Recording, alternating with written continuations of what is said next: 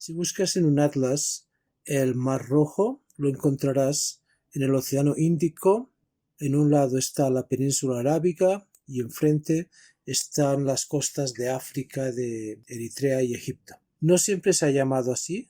A través de los siglos, como muchos otros lugares geográficos, se han ido cambiando los nombres y también depende de quién lo está llamando. Un pueblo lo llama de una manera, otro pueblo lo llama del otro. Por ejemplo, durante muchos siglos se llamó Mar de Eritrea, en cambio los romanos lo llamaban Mar de Hércules y los que lo llamaban Mar Rojo eran los griegos. El motivo por qué se llamaba así, allí ocurre un fenómeno que también aparece en algún que otro lugar del planeta, en otros océanos, que se pone rojo debido a una bacteria. También ocurre, por ejemplo, en Australia. Los nombres han ido cambiando incluso en la misma Biblia. Por ejemplo, en Isaías 11:15 dice: y secará el Señor la lengua del mar de Egipto. No se está refiriendo al Mediterráneo, sino que el mar de Egipto, aquí mencionado, es el Océano Índico, lo que los griegos llamaban el Mar Rojo.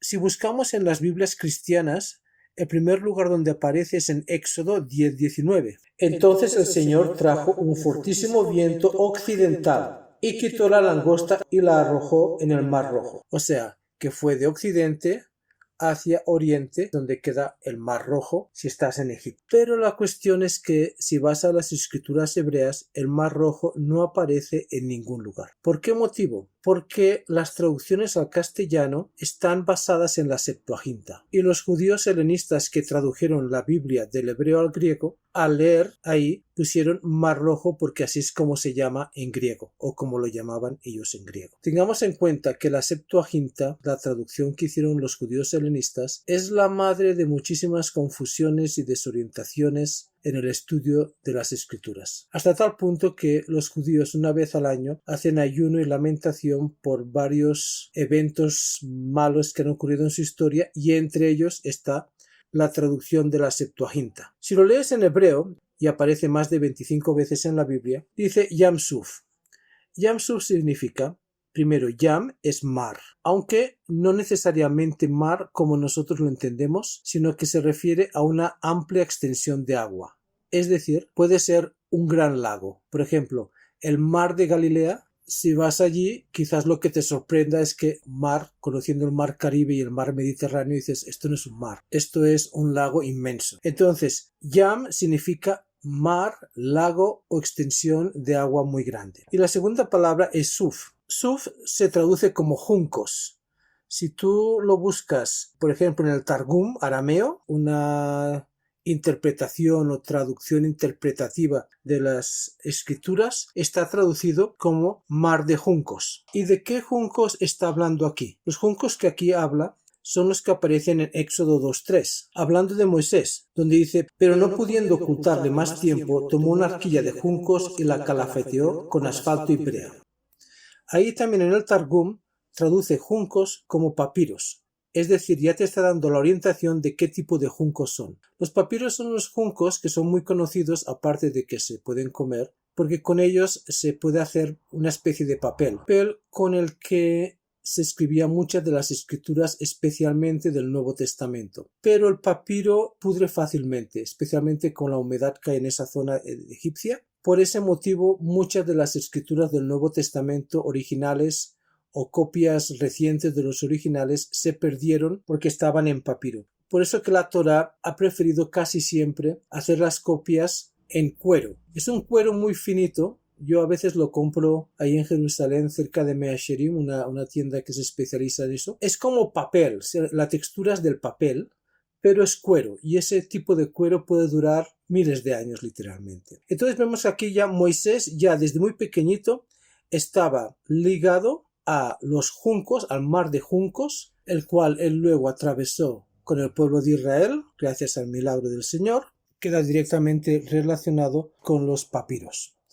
Ahora, es importante saber que son papiros porque el papiro crece en agua dulce. Fijémonos en este otro versículo. Éxodos 15:22. E hizo Moisés que partiese Israel del mar Rojo, y salieron al desierto de Shur, y anduvieron 3 días por el desierto sin hallar agua. Evidentemente, se está refiriendo a agua potable, lo cual indica posiblemente que ese mar Rojo fuera de agua potable, donde crecían los juncos. La posición de muchas personas es que está hablando de una serie de lagos que existían entre Egipto y la península del Sinaí, lagos de agua dulce. Algunos de ellos desaparecieron con los siglos por la desertificación de esa zona y otros a mitad del siglo XIX fueron destruidos cuando se hizo el Canal de Suez. Hay que tener en cuenta que ese pedazo de tierra entre Egipto y la tierra de Israel era un lugar muy transitado y los egipcios tenían guardas fronterizos entre los lagos por donde pasaba la gente porque ese lugar era muy transitado. Era como una autopista por donde subían y bajaban caravanas, mercaderes, ejércitos, emisarios, viajeros, emigrantes, y estaba muy bien custodiado. Hay otra interpretación de lo que puede significar suf en vez de juncos, porque los masoretas colocaron los puntos masoréticos empezando más o menos en el siglo VII o VIII de nuestra era y ya quedó definido en el siglo X más o menos, ¿no? Pero ellos evidentemente colocaron los puntos masoréticos habiendo leído el Targum, que ya llevaba escrito 600 o 700 años, y siguiendo eso lo colocaron como que significara juncos. Hay otra interpretación. Si se lee sin los puntos masoréticos, también puede significar el mar del fin o del final. Una palabra hebrea muy usada. De hecho, tenemos el Mem Sofit y todas las letras hebreas del final de cada palabra se llaman así, del fin.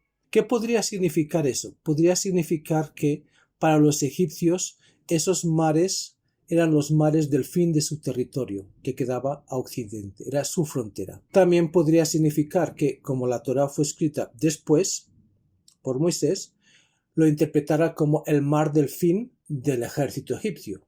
No necesariamente se ha de escoger una de esas interpretaciones, todas pueden ser aptas, todas se pueden compaginar una con otra, porque el hebreo es una lengua muy ambigua.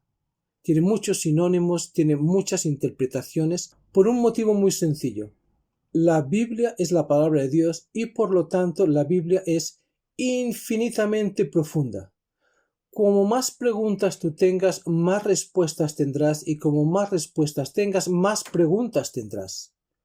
Nunca habrá suficiente para una persona que está sedienta para la palabra de Dios. Siempre encontrarás en cada capítulo, en cada versículo, en cada palabra, en cada letra, más profundidad, porque es una profundidad infinita. No tiene fin. Y para que eso ocurra, pues es necesario que se utilice en la lengua hebrea, que tiene toda una serie de ambigüedades, de raíces, de conexiones que no las tienen otras lenguas.